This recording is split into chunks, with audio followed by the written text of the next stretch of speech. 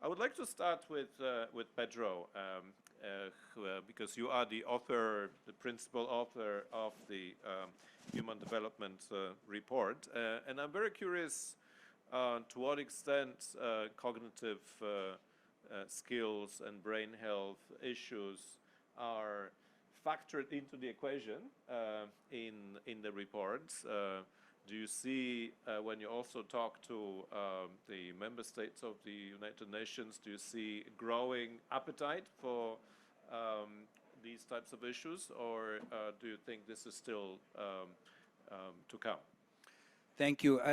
It was not an easy journey, the journey that led our office and our reports to start to engage with these topics. And I think it's helpful to just tell you a little bit about that story, because it also may help to address the last question that you posed. Where do we stand more broadly on the interest of policymakers, at least from the UN perspective? So human development is about the ability of people to live lives to their full potential. So that's the essential idea.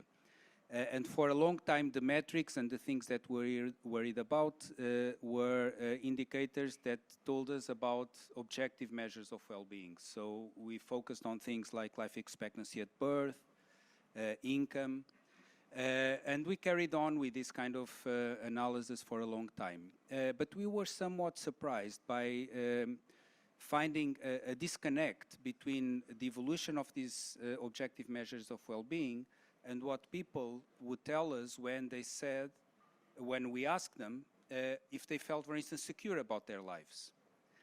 And we found that 6 out of every 7 people around the world felt insecure about some aspects of their lives. So what was going on? So there was here a disconnect between what we were seeing, what the numbers were telling us, that countries were getting richer, that poverty was declining. This is all pre-COVID-19. And what people were reporting, feeling and perceiving. And this led us to start investigation what the reasons that were behind this. And I think David used a phrase that I really liked. He used the phrase, settled societal expectations.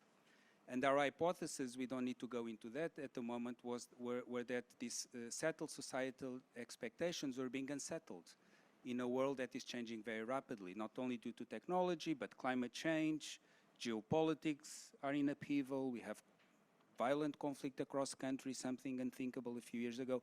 So many things are happening, and so it's not enough to look only at these objective indicators, and we need to understand better how people come to hold the beliefs they do have, including perceptions of insecurity. And why does it matter for policymakers? And I'll stop here. One of the patterns that we see also emerging in many parts of the world is a pattern of polarization. So societies are, not everywhere, but in many countries, coming apart, aggregated around groups. And we also find that the drivers of these cleavages, of these divides, are no longer linked only to differences in policy. They are driven by something deeper. Sometimes the expression affective polarization is used to indicate that people decide to belong to these groups by reasons and motivations that go beyond just differences on policy. Often they don't even agree on basic facts, on what's a factual basis to have a discussion. So this led us to the need to understand how people come to hold these beliefs and what kind of interventions can we think of that could ease this polarization.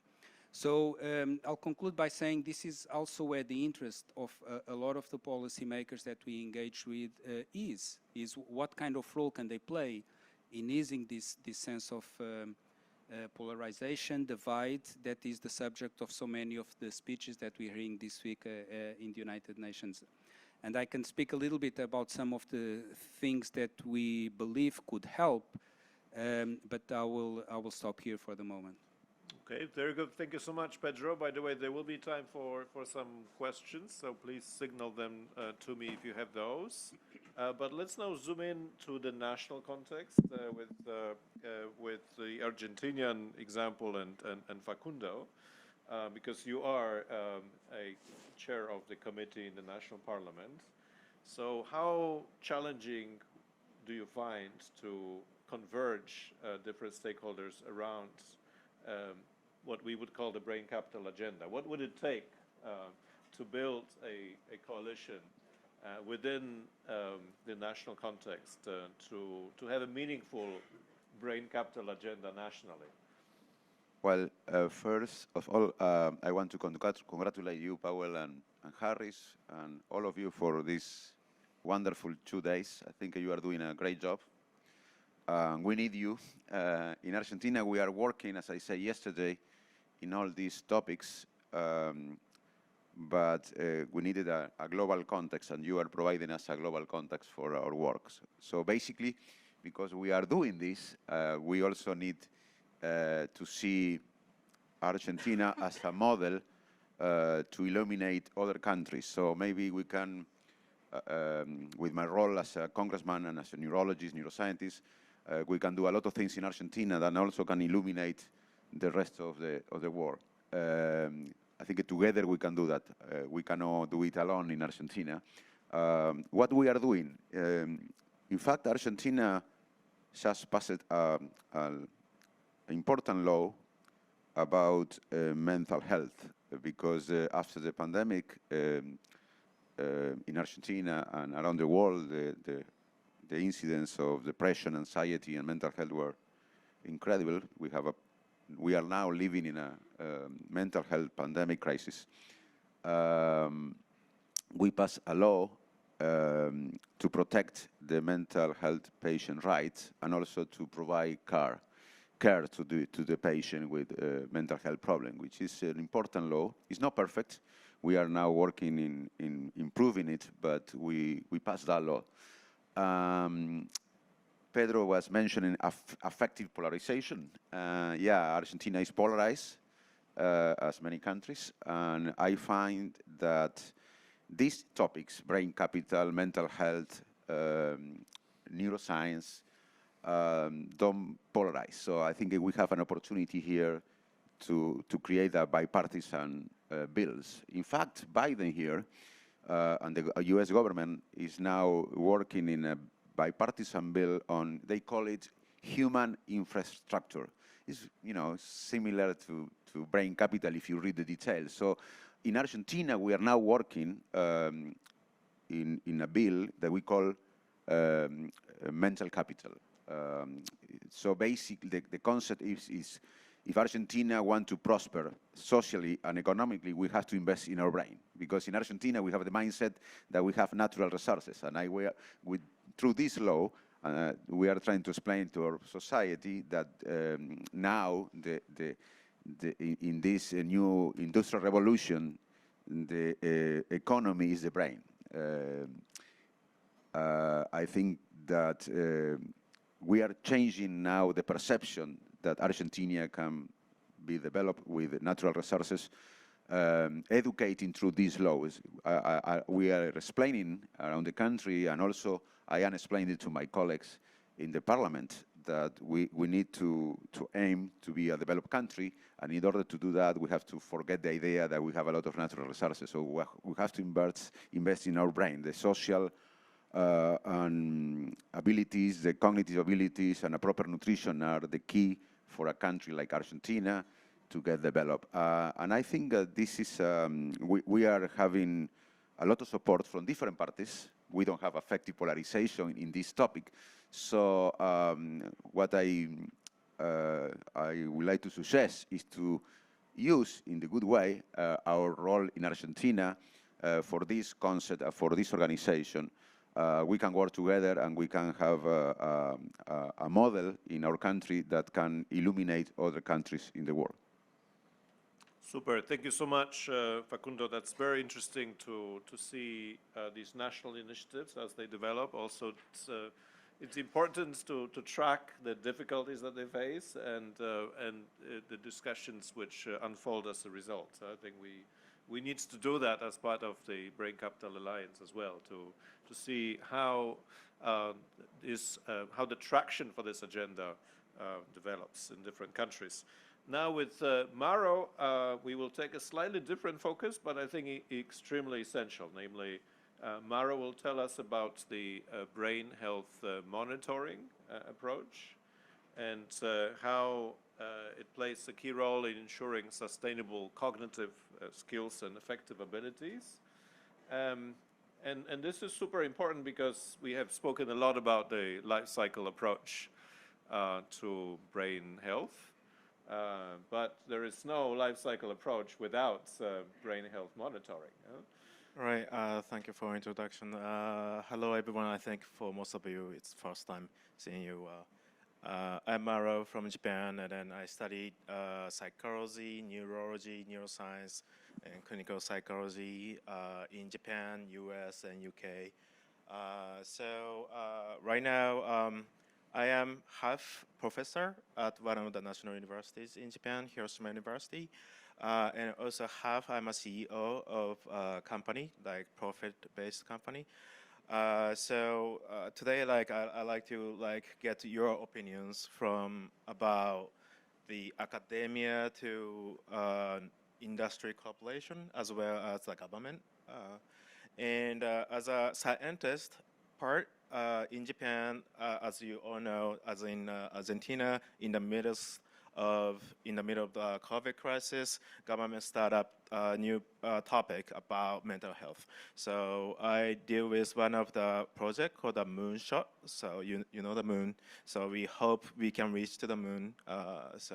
Our intention is to try to create innovation based on the mixture between the brain science and liberal arts, the power of sound and music, and stakeholders, academics, and industries, and the people within the scope of the open science. So we all try to collaborate and then try to make the innovation happen. So in the last couple of decades, the technologies of the brain science has advanced. So roughly about 50 years ago, the size of the brainwave machine called the EEG devices were the size of a fridge. Like you can never ever carry. But now, today, in 21st century, the amplifier for the brainwave is wirelessly, and then the size is like smaller than the your smartphone. So this advantage of the brain technologies allow us to bring the daily life monitoring of your brain activities. However, it has become very handful to conduct the research in a daily life basis, though the quality of the data using the wearable EEGs are still lacking. And then what we do in laboratory research, we use the thousands of dollars of expensive, amplifiers and EEGs, whereas on Amazon you can get $100 of EEGs. But it is great. Like I do appreciate that. I like to promote the use of the EEG devices. However, the quality isn't that great. So in the research, for the sake of science, we have to secure the quality of the data, as well as the quality of or reliability of EEG index we are going to rely on. In the meantime, in the lab, we can never ever measure your daily life brain activities because you are in the lab, especially in MRI, it's so loud. Like you can never sleep there, and we can never know how your brain reacts in your daily life, on your bed, right? And for the sake of mental health, like as in today, I'm jet lagged, flew from Japan, Tokyo last night. And I'm talking about, in MRI, we can never study like that, right? In the meantime, in the lab, we can never achieve the daily life brain activities. So we have to use wearable EEGs, which is still not accurate. But the ensemble between the science of the deep data perspective and the big data perspective of business perspective has to, collaborate together to reach to the ground truth of the mental health or brain capital. That is the eternal goal.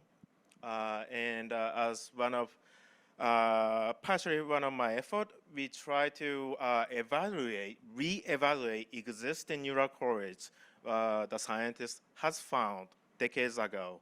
So I collaborate with more than 30 countries in the world, I think including Argentina as well. And then more than 200 laboratories. And then we come back to the old papers and then re-examine, are they really true? So we are testing the reproducibility of existing papers. And there are so many issues in the scientific papers due to the sample sizes or methodological differences.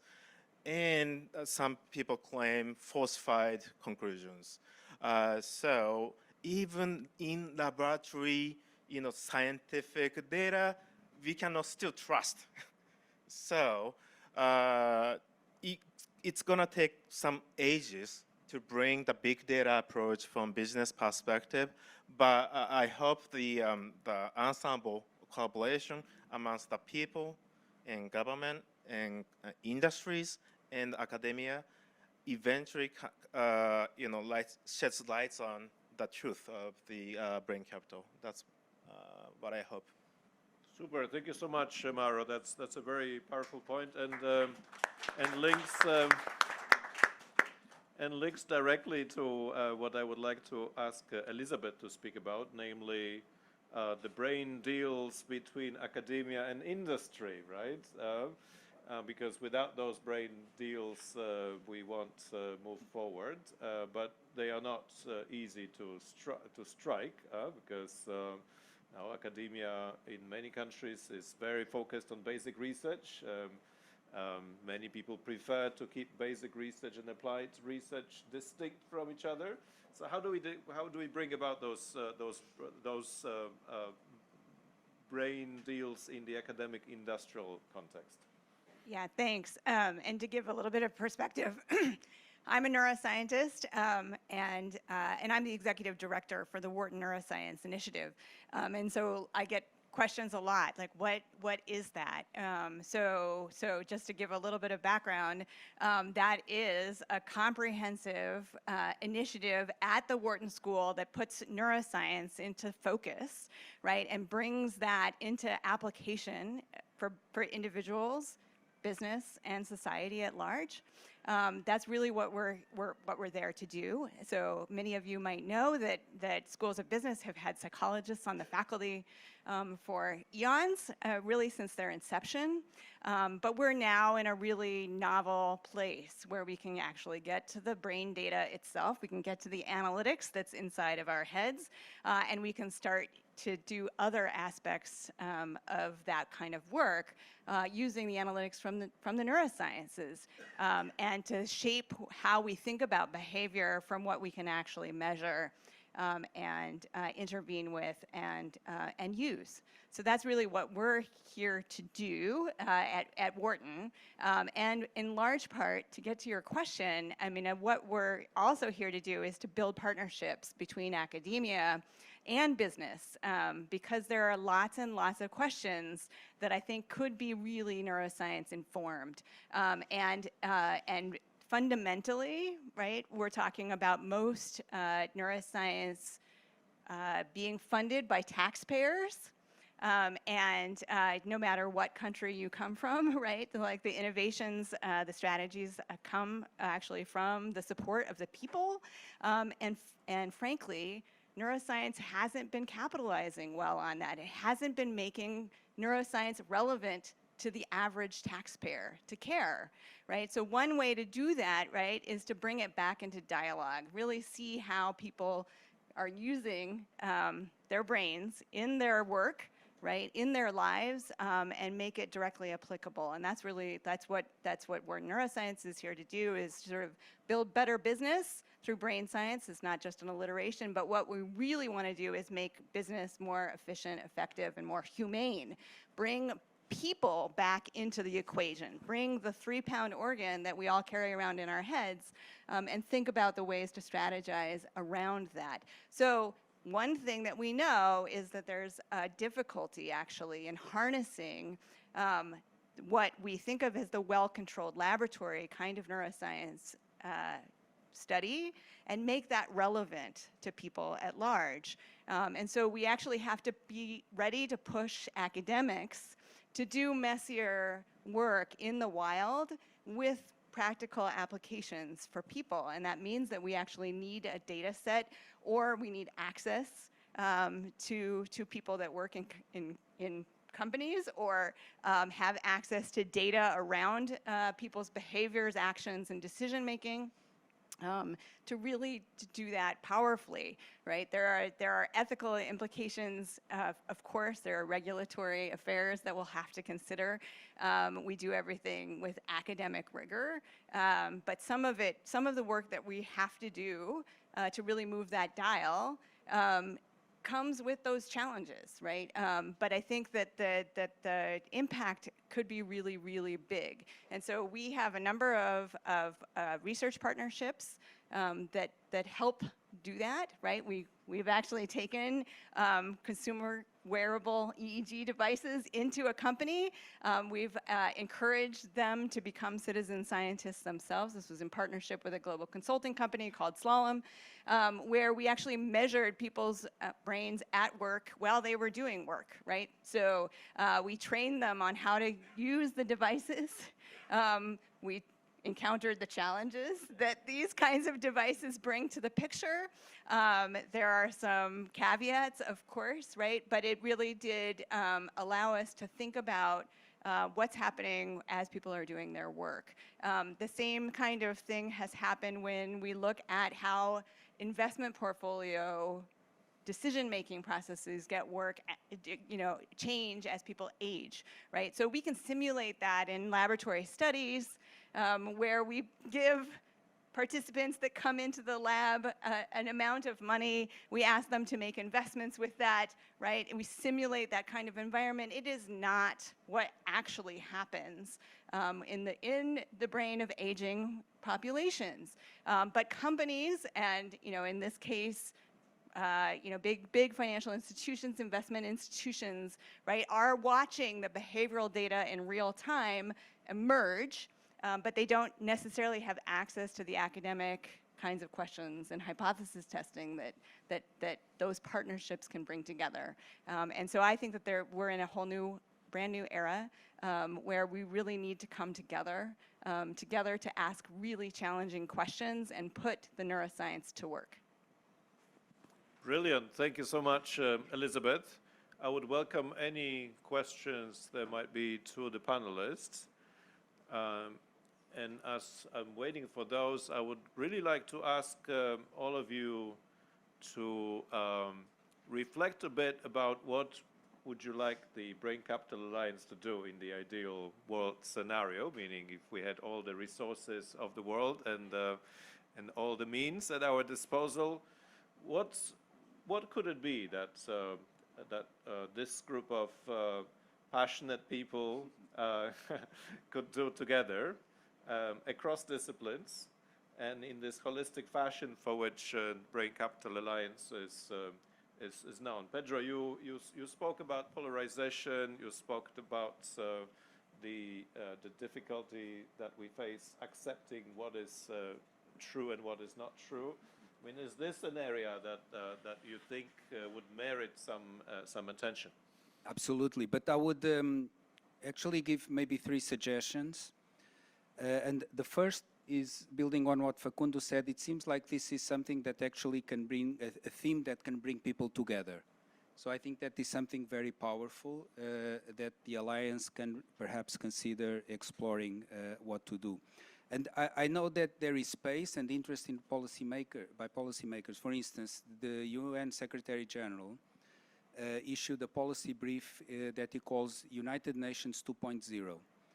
And a key element of this United Nations 2.0 is to draw on behavioral insights and behavioral science to help the UN understand better the world we face, including polarization, and support countries and people around the world to deal with the challenges that we confront. So I think there's a space that's opening up to have real impact with policymakers. Secondly, and this was mentioned by several of the colleagues, I think we need to reassure policymakers, reassure the public about the replication crisis, which is a problem. Many of the behavioral insights that we are purportedly supposed to rely on do not replicate. As we all know, there are reasons for it. So I think the Alliance has a very important role to play to help all of us understand what is robust, what is valid within a range of uncertainty, what is valid for certain contexts, for certain groups. So I think that would be something very important and deeply needed. And perhaps a third suggestion, and even the title Brain Capital, and I was reflecting on the idea of Brain Capital Alliance. The idea of capital is fine, but the discussion then turns a little bit instrumental. So what can this do for an economy? What can this do for a business? And again, there's nothing wrong with that. That's important. But I think we can be even more ambitious and try to understand what can the Alliance do to help us understand how can we flourish and exercise our human agency, even if there is no interest in achieving anything with material gain necessarily, but how do we move to a deeper understanding of the deep impact that, for instance, norms have on our behavior. We do many things not because we take a gain out of them, but because they are wrong. We just don't do them. So understanding that dimension also, and how can we move towards norms that are more inclusive, is something that the Alliance could also consider doing. Wonderful. All points well taken. Food for thought for the future. And I can see that before we move on, and I don't want to force anybody, but I would really appreciate your insights. But let's take the question or the comment. Yeah, no, it is a question. And so I'm Samantha White. I'm with the Child Mind Institute, Managing Director of the Stavros Niarchos Foundation Global Center for Child and Adolescent Mental Health that is at CMI. It's a mouthful. So listening to all of you, and I previously, full disclosure, worked for NIH, so I was first a Fed for a while. So I think what I resonate with everything you've all commented on, but as I'm contemplating how we take things in the way that we do things with the UN or with things in the United States and start to figure out how to pivot this on a more global scale, on a scale that involves low and middle income countries, I think I would love to hear how each of you would prefer to talk to each other, because you're kind of representing this cross-sector conversation that needs to happen, and at a like systems-wide level. And so yes, we can all say we need to communicate, we can all say that we need to think about the moral and the ethics of doing all of this work in the brain and how we use the data and how do we monetize that data or not, as the case may be. But instead of theory, you know, if you wanted to talk to, I'm sorry, I've already forgotten everybody's names. It's been a long day, your colleague on the end. You know, how would you prefer to have that conversation with her and vice versa? Does that make sense? It's a loaded question, I appreciate. No, but it's an extremely relevant one because, you know, it is a question about whether the space exists for this type of discussion, or do we need new channels? So this is one question. I'm looking around if there are more. And there is the question I posed about the planning for the alliance. So please feel free to answer both. Well, I think my answer to your question will also address your question. I think my suggestion for the alliance is to sit together experts from neuroscience, neurology, psychiatry, and policymaker. I think we need to create a system, a network system within policymaker and expert in this field. I think you have the perfect umbrella to do that, and you should do that. And the second thing is, from my experience, because it worked well for us in Argentina, to get, like you are doing here now, right now with the UN, to get involved multilateral organizations with mental capital, like the UN, the International Monetary Fund, the World Bank.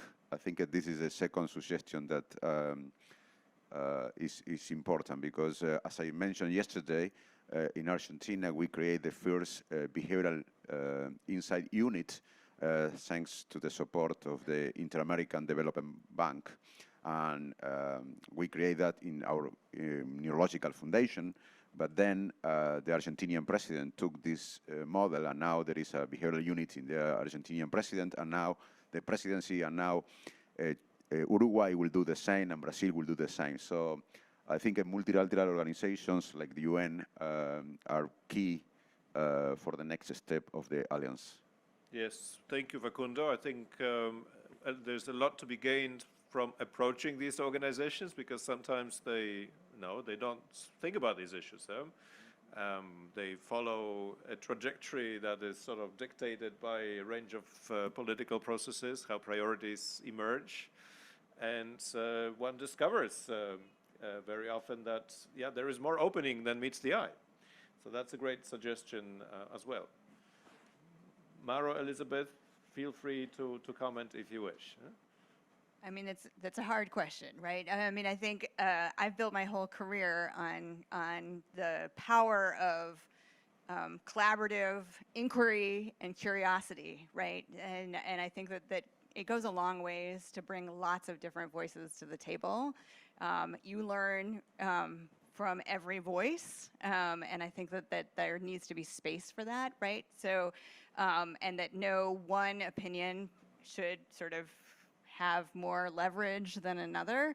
I think that's really, really important. I mean, as I've been thinking about neuroscience and its implications and approaches and how it might make the most powerful application, right? It can't be in a void, right? It really does have to come not just from a dialogue, but then an action plan, right? And the problem is that we're really good at talking, and the actions, sort of the missions, right, need to be devised.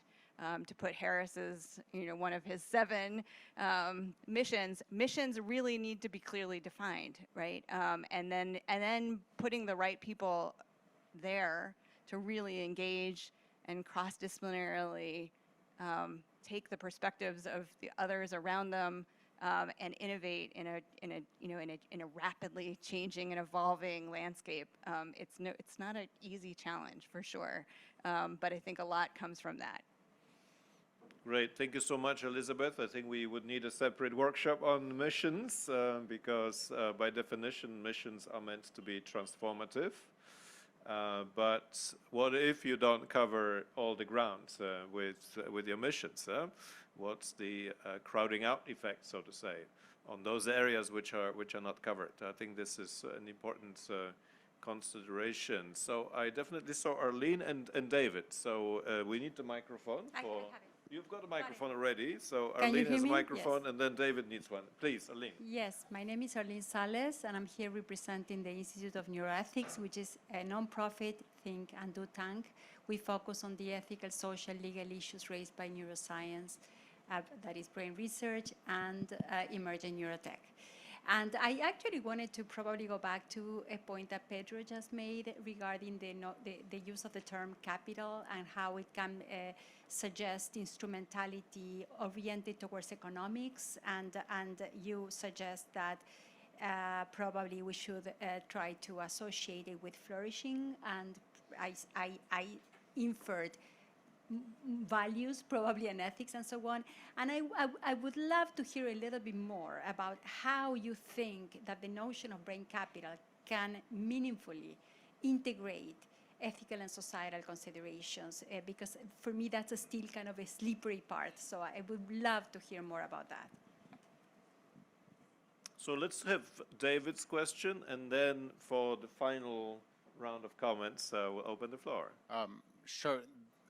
You were talking a lot about the sort of systemic foundational limitations of neuroscience and behavioral science.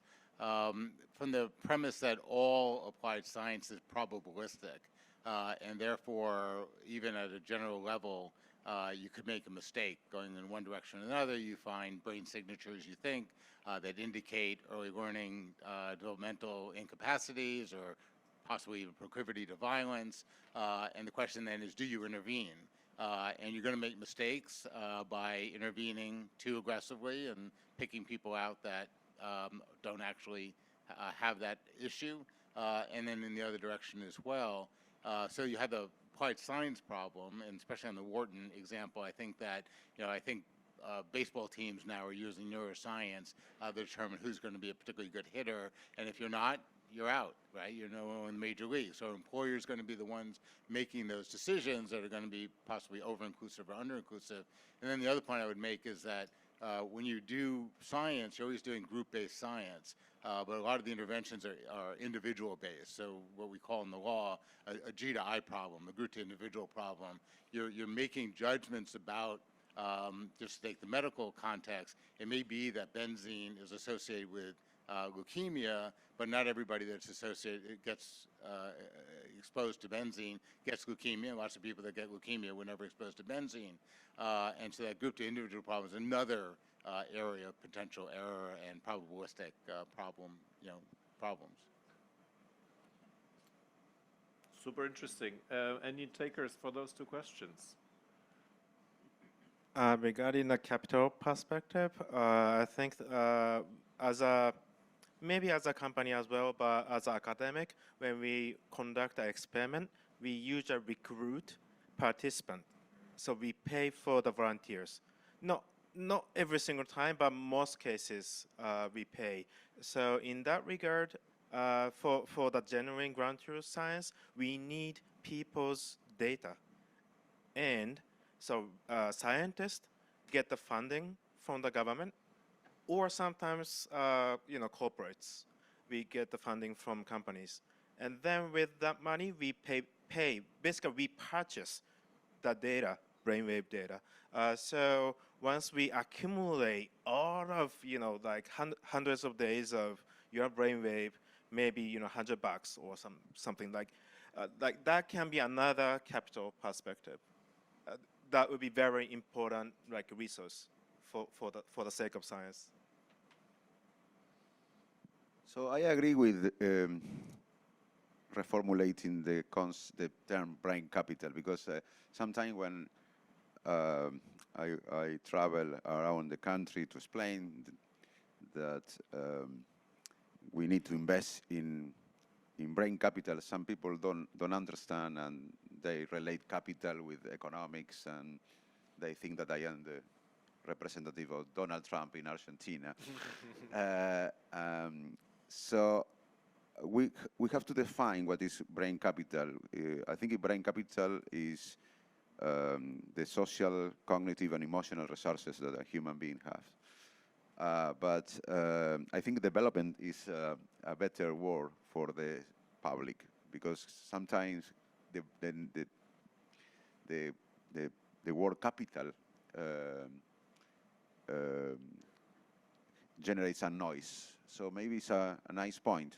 I know that for you it will be difficult to change the name of the Brain Capital Alliance, but at least you can explain in a second paragraph what does capital means for you. And I agree with what you said about science, that is not perfect. That is why I moved to politics. But last thing that I want to say, last thing that I want to say is that you cannot understand the majority of the world, who are people living in poor and middle-income countries, sometimes from or with the American or European mindset. So as we can understand Japan from the Latin American point of view, or you can understand Latin America from the Japanese point of view, I think Europeans and Americans sometimes have to work a bit to understand the developing world and the poor countries.